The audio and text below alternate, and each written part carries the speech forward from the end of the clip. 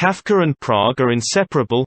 One can find in Prague, Kafka, his face scrawled across coffee mugs and T-shirts in souvenir shops, his name emblazoned on awnings of Old Town cafes and restaurants. Kafka is an integral part of the city's cultural history. On top of that, Kafka's novella The Metamorphosis, in which the protagonist, Gregor Samsa, finds himself transformed into a bug, was first published in book a century ago. Prague is the capital and largest city in the Czech Republic, the 13th largest city in the European Union and the historical capital of Bohemia. Situated on the Vltava River, Prague is home to about 1.3 million people, while its metropolitan area is estimated to have a population of 2.7 million. The city has a temperate oceanic climate, with relatively warm summers and chilly winters. Prague is a political, cultural and economic center of Central Europe complete with a rich history, founded during the Romanesque and flourishing by the Gothic, Renaissance and Baroque eras. Prague was the capital of the Kingdom of Bohemia and the main residence of several Holy Roman emperors, most notably of Charles IV from 1346 to 1378. It was an important city to the Habsburg monarchy and its Austro-Hungarian Empire. The city played major roles in the Bohemian and Protestant Reformation, the 30 Years' War and in 20th century history as the capital of Czechoslovakia between the World Wars and the post-war communist era. Prague is home to a number of well-known cultural attractions, many of which survived the violence and destruction of 20th century Europe. Main attractions include Prague Castle, Charles Bridge, Old Town Square with the Prague Astronomical Clock, the Jewish Quarter, Pietschen Hill and Vyšehrad.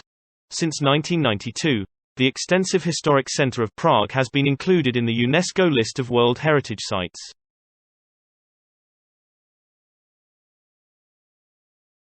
Franz Kafka was born on 3 July 1883.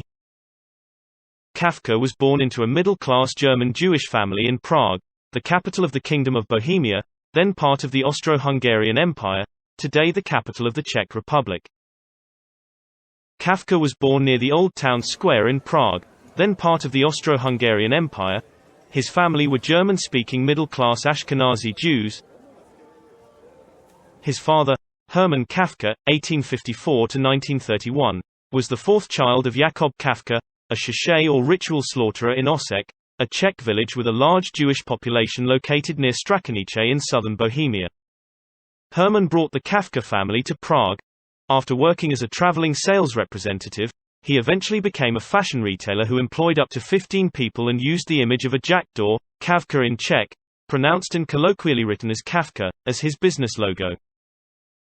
Hermann is described as a huge, selfish, overbearing businessman and by Franz Kafka as a true Kafka in strength, health, appetite, loudness of voice, eloquence, self-satisfaction, worldly dominance, endurance, presence of mind, knowledge of human nature. Kafka's troubled relationship with his father is evident in his Brief an den Vater, letter to his father, of more than 100 pages, in which he complains of being profoundly affected by his father's authoritarian and demanding character. His mother, in contrast, was quiet and shy. The dominating figure of Kafka's father had a significant influence on Kafka's writing. Kafka's house was near to St. Nicholas Church. Birthplace of Kafka's at corner of Kaprova and Mazilova Streets, now U Radnica 5. Now there is Café Kafka and a museum with some souvenirs.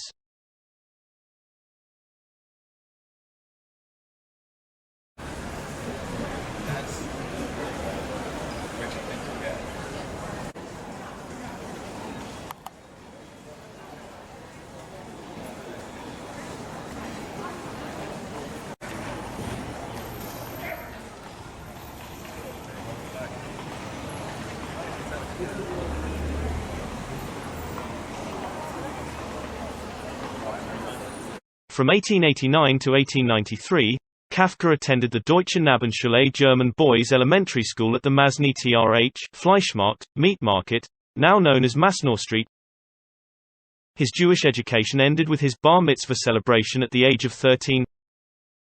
After leaving elementary school in 1893, Kafka was admitted to the rigorous classics-oriented state gymnasium, Altstädter Deutsches Gymnasium, an academic secondary school at Old Town Square, within the Kinsky Palace. German was the language of instruction, but Kafka also spoke and wrote in Czech. He studied the latter at the gymnasium for 8 years, achieving good grades. Although Kafka received compliments for his Czech, he never considered himself fluent in Czech, though he spoke German with a Czech accent. He completed his mature exams in 1901. Admitted to the Deutsche Karl Ferdinands Universität of Prague in 1901, Kafka began studying chemistry, but switched to law after 2 weeks. Although this field did not excite him, it offered a range of career possibilities which pleased his father. In addition, law required a longer course of study, giving Kafka time to take classes in German studies and art history. He also joined a student club, Lese und Redehall der Deutschen Studenten, reading and lecture hall of the German students, which organized literary events, readings and other activities.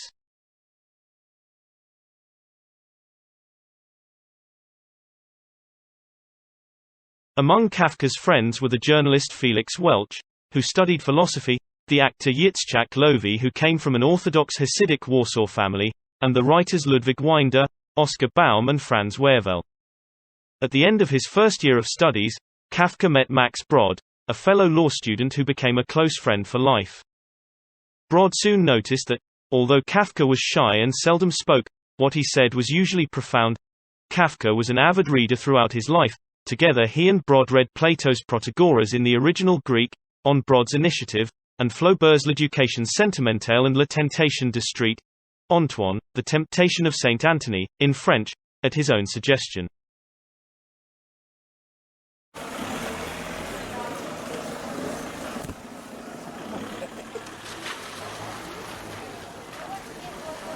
Kafka was awarded the degree of Doctor of Law on 18 July 1906 and performed an obligatory year of unpaid service as law clerk for the civil and criminal courts.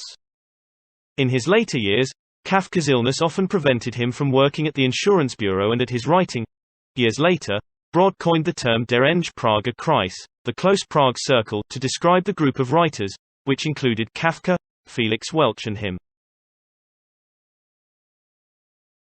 Kafka considered Fyodor Dostoevsky, Gustav Flaubert, Nikolai Gogol, Franz Grillparzer, and Heinrich von Kleist to be his true blood brothers. Besides these, he took an interest in Czech literature and was also very fond of the works of Goethe. Kafka lived in this house of Old Town Square too, named as the Minute House from 1889 to 1896. On 13 August 1912, Kafka met Felice Bauer, a relative of Brod, who worked in Berlin as a representative of a dictaphone company. A week after the meeting at Brod's home, Kafka wrote in his diary, Miss F.B. When I arrived at Brod's on 13 August, she was sitting at the table. I was not at all curious about who she was, but rather took her for granted at once. Bony, empty face that wore its emptiness openly, bare throat, a blouse thrown on, looked very domestic in her dress, although, as it turned out, she by no means was. I alienate myself from her a little by inspecting her so closely. Almost broken nose, blonde, somewhat straight, unattractive hair, strong chin. As I was taking my seat I looked at her closely for the first time. By the time I was seated I already had an unshakable opinion. Shortly after this meeting, Kafka wrote the story Das Urteil, The Judgment, in only one night and worked in a productive period on Der Verschollen, The Man Who Disappeared, and Die Verwandlung, The Metamorphosis. Kafka and Felice Bauer communicated mostly through letters over the next 5 years, met occasionally, and were engaged twice. Kafka's extant letters to Bauer were published as Brief in Felice, Letters to Felice. Her letters do not survive. During the time that Kafka knew Felice Bauer, he had an affair with a friend of hers, Margareta Grete Bloch, a Jewish woman from Berlin.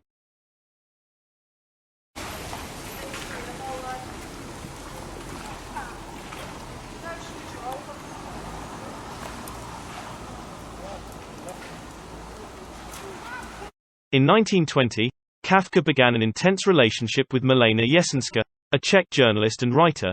His letters to her were later published as Brief in Milena.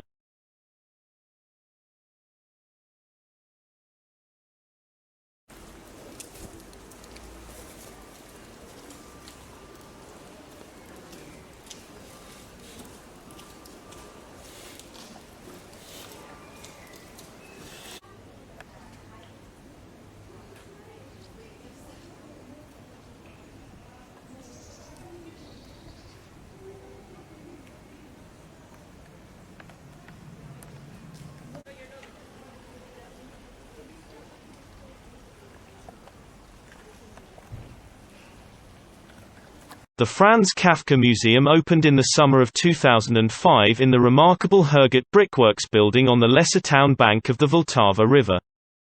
The museum hosts a number of first-edition Kafka books as well as displays original letters, diaries and drawings created by Kafka.